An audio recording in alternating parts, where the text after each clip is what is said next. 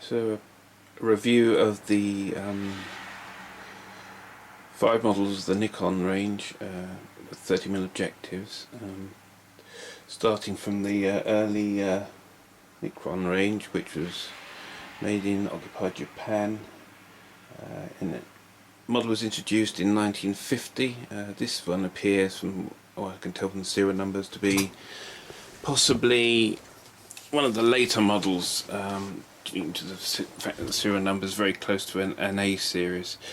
It's an individual eye focus binocular, typical build quality you expect from the Japanese binoculars, but particularly Nikon.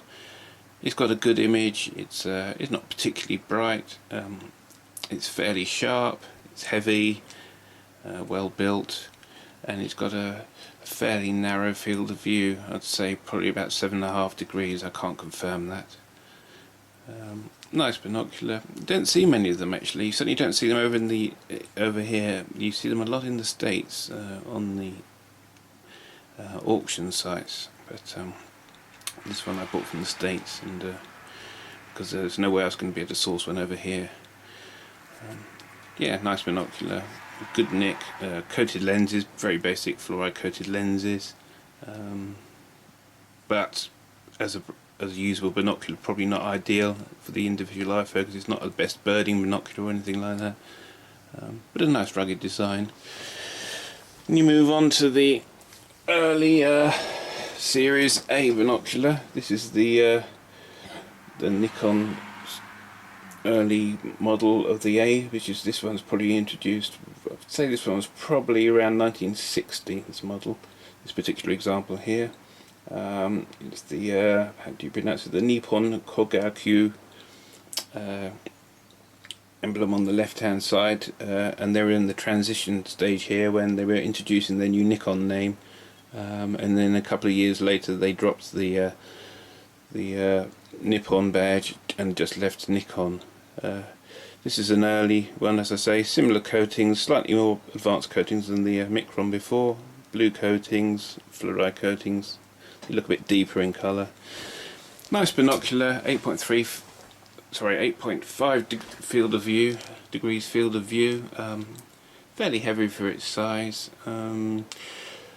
Image is sharp. These binoculars seem to be fairly variable. I've got a couple of these models. Some are better than others. It seems that the earlier models were better than the later ones. The other thing I find a little bit odd with these is the focus is too coarse. You can't get a very fine adjustment focus. You have to be they're very touchy with the focus controls.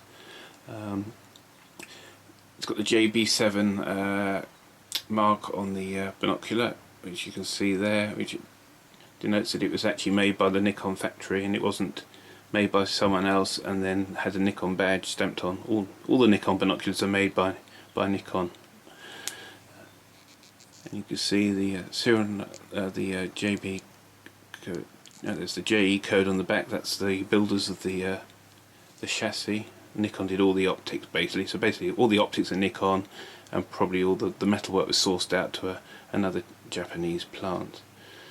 The problem with all these binoculars, or these early binoculars, is there's very little eye relief. It's fine if you don't wear glasses, but a binocular like this, you need to get your eyes right up close to the eye lenses, otherwise you won't get the full field stop, which can be a real pain for people who want to use these old binoculars but have to wear spectacles. It makes it a very difficult instrument to use. Yeah, image is sharp to center field. It does go soft about 65–70%.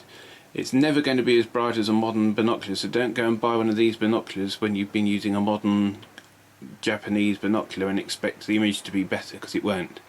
It might be as sharp, but it certainly won't be as bright with the simple single coatings on these binoculars. Then we've got the slightly later model. Now this one, I don't know if you can see, it's got slightly different coatings, and it looks like this is a multi-coating on here. It's got a tinge of blue and purple. I could be wrong. I think it's probably maybe a bit early for multi-coatings, but basically it's the same binocular. This is a couple of years later when they dropped the Nippon badge, Nippon identification, and gone straight for Nikon, and they sort of, that's where they stayed from there on. Obviously Nikon, same specification, 8x30, 8.5 degree field of view, similar quality to the previous model, maybe not quite as good, and maybe a slightly better colour rendition actually. The colour's more natural on this binocular than it was on the last one. The other one tends to edge slightly cool, I think, whereas the later A series, like this one, offers a pretty good neutral balance. This model possibly well, it was. I think it was. They were introduced in '60. I think this is probably a very late model. I think this one's probably close on late '60s, early '70s. I think this would have been one of the last models. Let me move on to the Nikon A series. This is the A series, straight away identified by the rubber eye cups. Basically, the binocular looks very similar. The prism plates look very similar. You see the types change slightly on the prism covers, and it's also got the same field of view, 8.3 degrees.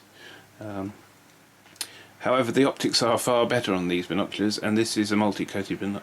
Sorry, this is not a multi-coated binocular, this is a single-coated binocular, but the coatings are superior to the earlier A series. Slightly lighter, nicely built, hasn't got quite the same sort of nice sleek shape as the A series, but it does seem to have better eyepieces, and the optical performance of this binocular is, well, for its day, it must have been close to the best you could get. I mean, even today, I mean, this binocular is fantastically sharp, very bright for a single coated binocular, much brighter than the A series. Side by side, the streets ahead. Yes, nice field of view. There's the serial number on the back. If you can see when the camera decides it's going to focus, there's the serial number and the Japan and the Nikon logo on the back. Yeah, nice and light. This has got pretty good eye relief, so you can use these binoculars with spectacles on. They've got fold-down rubber eye cups. Because this is a sort of 1988 year, the cups have gone a little bit hard now, but they haven't perished or anything. They're in still pretty good condition. As you can see, the lenses are nice nick, much bigger eye lenses if you compare them directly to the A series. Let's have a look. The difference between the A series and the E's is the size of the eye cups is the first thing that stands out. So you can't mistake an A for an E series. This was one of my best, or one of my favourite binoculars until I bought the later model. But even still, in daytime viewing, it's brilliant. It really is. And then we move on to the later one, on the last of the E series, and this was the E2. They've pushed the field of view to 8.8 degrees. It now has full multi-coatings on there. You see the green tinge on the coatings, and it also has the sloping prism covers. You see the prism covers. Basically, apart from that, the binocular hasn't changed a lot. It's got a rubber focus wheel, and you see that the grip doesn't go all the way around the binocular like it does on most of the Japanese 8x30 sort of poros. It stops halfway through. Optical performance of this is bloody amazing actually. It's very bright, very sharp, wide field. It has everything going for it. It's nice to hold. Like all these binoculars, they're not waterproof, and that's the big letdown with the poros really. That's the only thing that I don't like about a poro, is you can't really take it down the rain and be assured that it's going to stay dry. There are a couple of the manufacturers who did offer waterproofing of their binoculars, but I'm not too sure how reliable they were if you took them out. Yes, same sort of multi-coatings on all the way around, fully coated, all the prisms, all the surface areas are coated.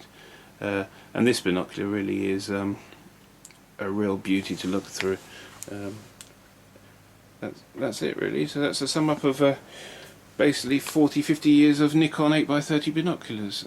They've all got their plus points. They were all, I'm sure, top of the range in their day and top performance, but things move on, and maybe in 20 years time I'm still collecting binoculars. I'll be saying that the new Nikon Series 3 is even better than this one. We shall have to see.